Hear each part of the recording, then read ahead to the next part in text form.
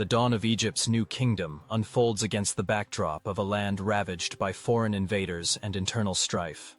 In Thebes, the heart of Upper Egypt, the sun rises over a kingdom on the brink of both destruction and resurgence. For more than a century, Egypt's once great civilization had been ruled by foreign kings.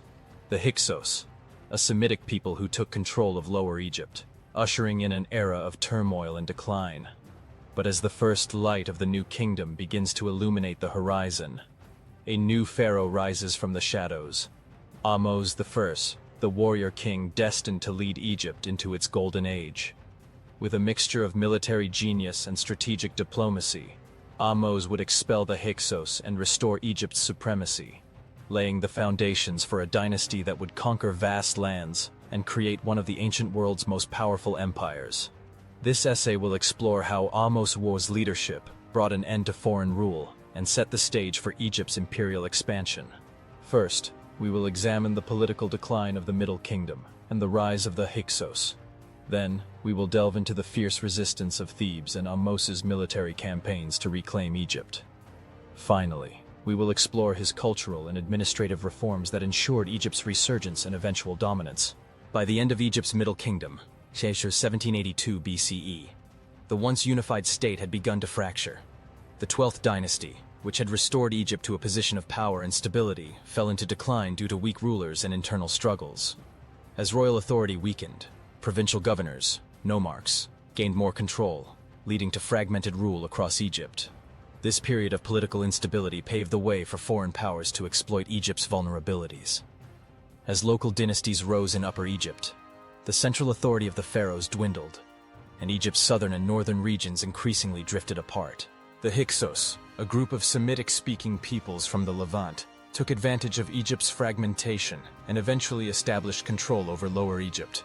Their name, meaning rulers of foreign lands, reflected their outsider status, and their origins are believed to be in the Levant or the regions surrounding Canaan.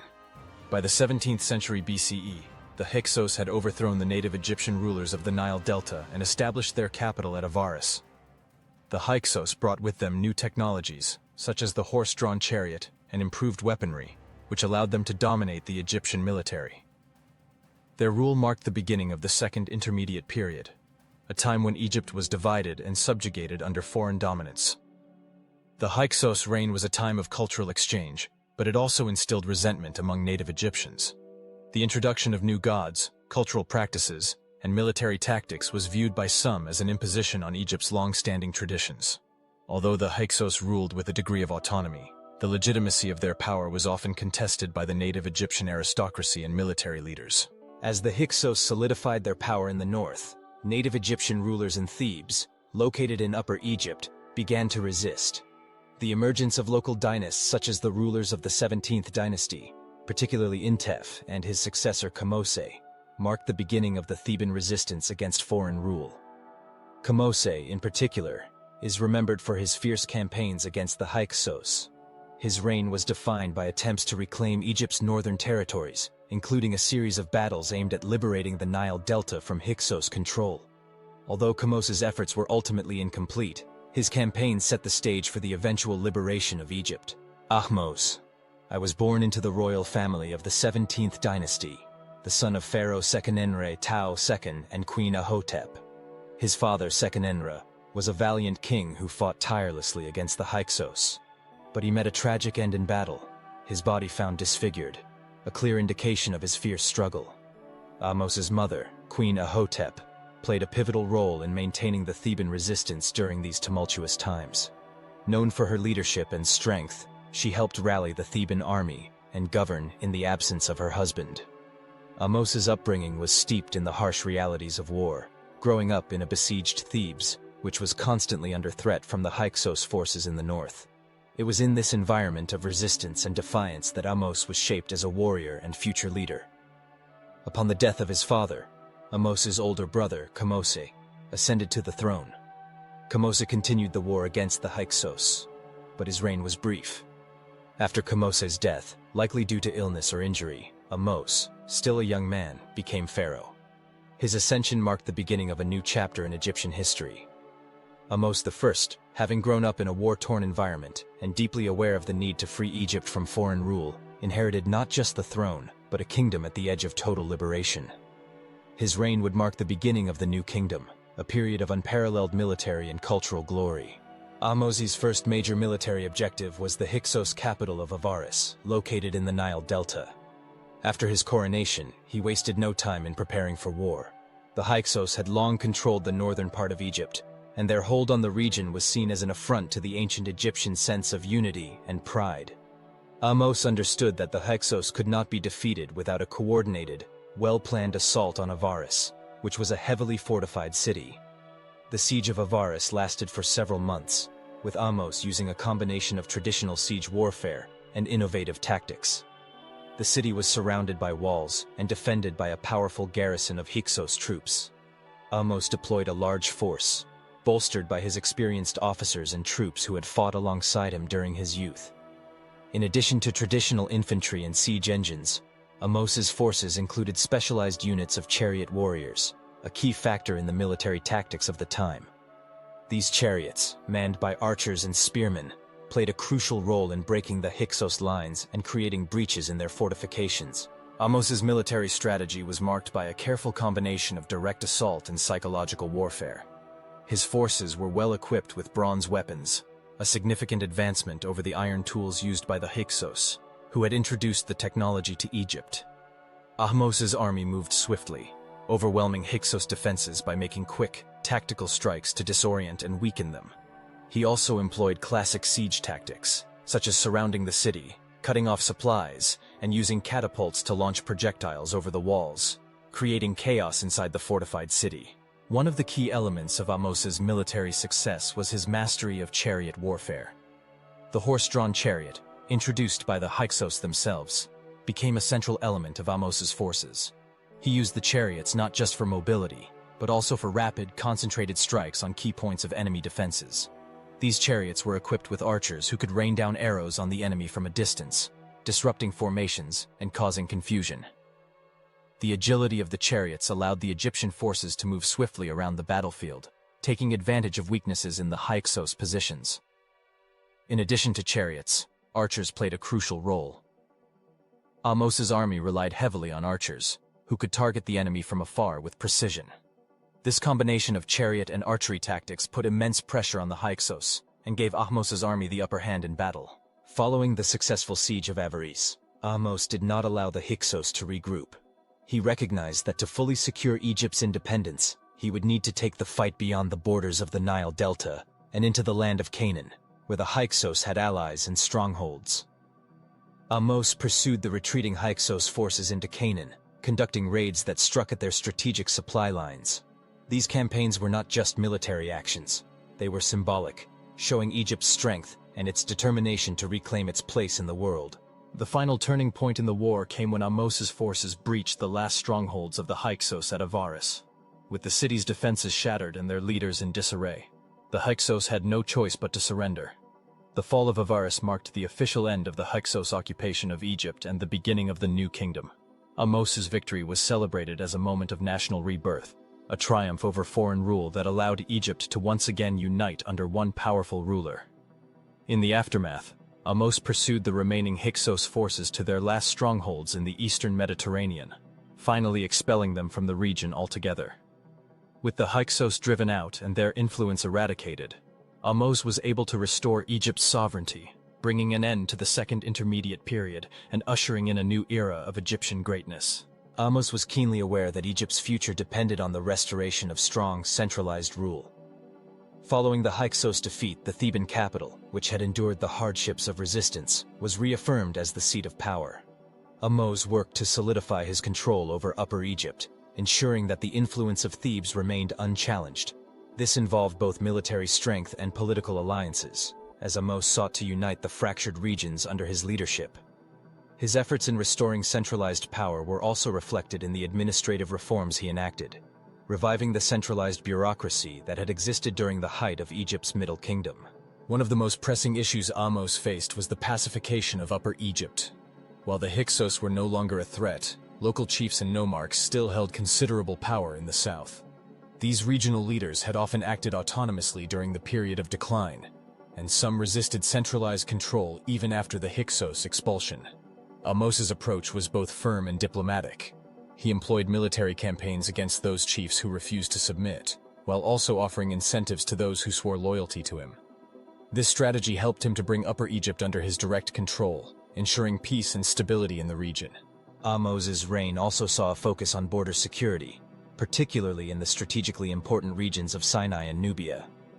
To prevent future invasions and to secure trade routes, Ahmose ordered the construction of fortified cities and military posts along Egypt's eastern and southern borders. These fortifications served not only as military outposts, but also as symbols of Egypt's power and influence. By securing these regions, Ahmose ensured that Egypt would be protected from incursions by foreign powers and could assert its dominance over neighboring regions. Ahmose's building program was extensive, with significant contributions to the construction and restoration of temples and monuments. One of the most notable sites associated with his reign was the Temple of Karnak, which would later become one of the most important religious centers of the New Kingdom. Ahmose dedicated several monumental structures to Amun-Ra, the supreme deity of Thebes, reinforcing the religious significance of the city and solidifying his relationship with the god. In addition to Karnak, Ahmose ordered restorations at Abydos, another key religious site, which had been heavily affected by the disruptions of the Hyksos occupation. Ahmose's inscriptions, some of the earliest from the New Kingdom, can be found on monuments throughout Egypt, marking his triumphs and reaffirming the restoration of divine favor upon Egypt. These inscriptions helped to solidify his authority and legitimize his reign in the eyes of both the gods and the people. Ahmose's reign also saw a revival of artistic styles from the Old and Middle Kingdoms. After a period of foreign rule, Ahmose sought to restore Egypt's cultural and artistic heritage, drawing on the traditions of earlier dynasties. This included the return to classical Egyptian art forms, characterized by precise and symbolic depictions of gods, pharaohs, and daily life.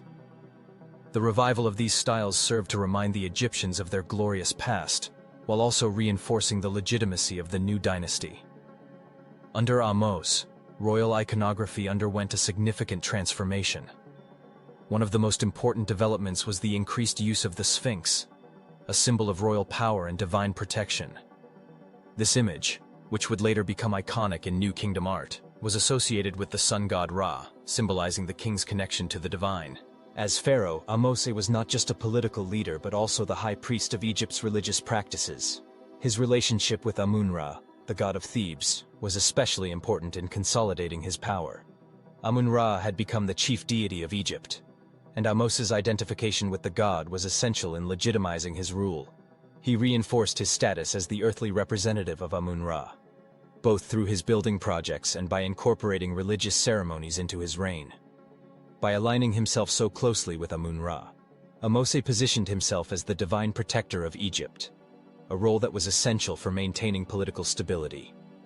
To celebrate his military victories and the reunification of Egypt, Ahmose instituted a series of ceremonial festivals known as the Ahmose ceremonies. These festivals, which were held in honor of his triumphs over the Hyksos, not only commemorated his military success, but also reinforced the idea of divine favor upon his reign. The Ahmose ceremonies became a central part of the royal cult, reinforcing the legitimacy of his rule and reminding the people of Egypt's resurgence. Ahmose also focused on the restoration of temple estates, which had suffered under the foreign Hyksos rulers. These estates were essential to the functioning of Egypt's religious and economic systems, as they provided wealth and resources to support the temples and the priesthood. By restoring these estates, Ahmose ensured that the temples could perform their ritual functions and support the divine order. This restoration also served to further solidify his authority, as the king was seen as the protector and benefactor of the gods' earthly homes. A crucial aspect of Ahmose's governance was the restructuring of Egypt's administrative apparatus. He reasserted the central control of the pharaoh over local regions by reorganization and strengthening the role of the vizier, the chief administrative officer. The nomarchs, local rulers who had gained power during Egypt's fragmentation, were either replaced or subordinated to the pharaoh's direct control. This reorganization allowed Ahmose to bring order and unity to a divided Egypt, ensuring that regional power centers did not challenge his authority. Ahmose also implemented significant economic reforms that helped solidify his power base. Land grants were given to temples as part of his efforts to restore Egypt's religious institutions and secure the loyalty of the priesthood. He also settled military veterans, often referred to as soldier farmers, on land in return for their service in the military.